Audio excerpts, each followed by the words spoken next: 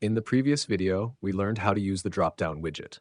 Now, we're taking another step forward by introducing two very common interface elements, a checkbox and a toggle switch, and seeing how they behave in panel. Let's start with our first version of the app. Here, we create a checkbox that represents a simple yes or no choice, in this case, whether the user wants to subscribe to a newsletter. It starts off unchecked, which makes sense as a default. Right below that, we add a toggle switch. Visually, this behaves like a modern on-off button, and we're using it to represent a dark mode preference. Again, it starts in the off position. Then we place both of these widgets inside a vertical layout. You can think of this as arranging elements neatly one below the other on the page.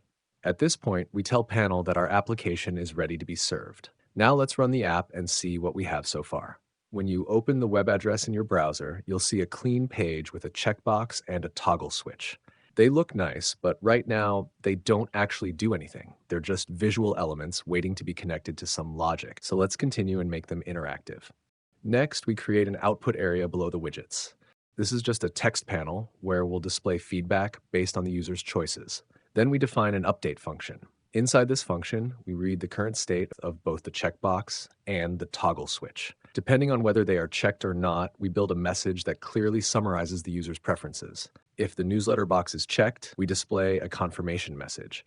If not, we clearly say that the user is not subscribed. The same goes for the dark mode toggle. We show whether it's on or off. Finally, we tell Panel to watch both widgets.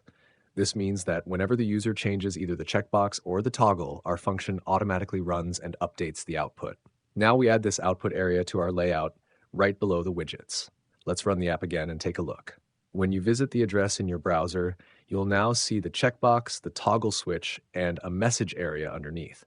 Try clicking the checkbox, the text updates instantly. Flip the toggle switch, the message changes again. Everything reacts in real time, exactly the way we want.